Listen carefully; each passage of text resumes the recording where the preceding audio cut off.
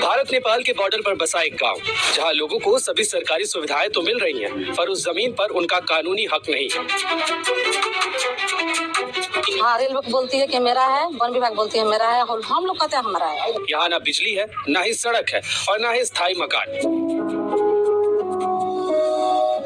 आने वाले अभी विधानसभा में वोट का बहिष्कार करेंगे।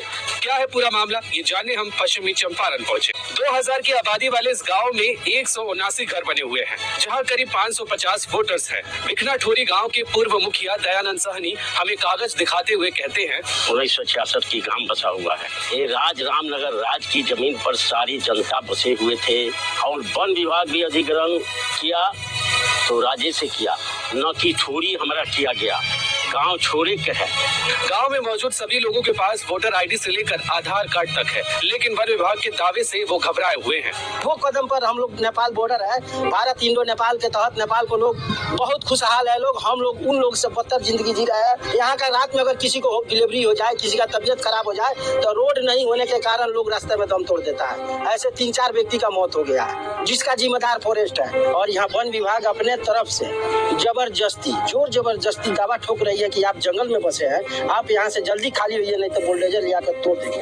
नल जल की पाइपलाइन है, पर बिजली नहीं होने से मोटर नहीं चलता। डाकघर, स्कूल, रेलवे स्टेशन यहाँ सब मौजूद है। सरकारी सुविधाओं के सवाल पर पूनम देवी कहती हैं, इंदिरा आवास नहीं मिलता है और सब तो छोटा छोटा सब आ रहा है। पेंशन मिलता है, बिजली नहीं है, रोड नहीं है, अभी तो रेलो बंद किया है। गाँव वाले बताते हैं कि गाँव में सीएम तक आए, अधिकारियों ने उनकी समस्याओं को दूर करने का वादा किया, जो अब तक पूरा नहीं हुआ है। चुनाव के सवाल पर वो कहते हैं, एक बार 2 बार आएंगे, अब वोट मांगे चल देंगे बात कभी बजवा करके।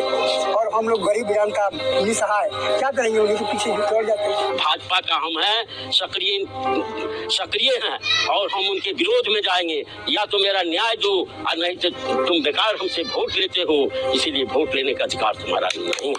यहाँ से बीजेपी की भागीरथी देवी विधायक हैं, जो इस मुद्दे पर कहती हैं, वन विभाग अपनी जमीन के होने का दावा करता है, इसलिए जमीन से जुड़ी योजनाओं का लाभ गांव के लोगों को नहीं मिल पाता है।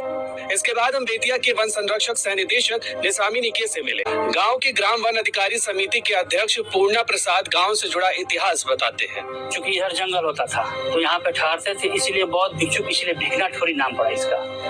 तो उस समय से इसका इतिहास रहा है। जॉर्ज पंचम भी जब यहाँ पे आए हुए थे, उन्हीं के लिए ये रेल ट्रैक बिछाया गया और रेल लाया गया, जो आज अमान परिवर्तन के नाम पे बंद है। लोगों को उम्मीद है कि सरकार उनकी परेशानी को जल्द ही दूर करेगी।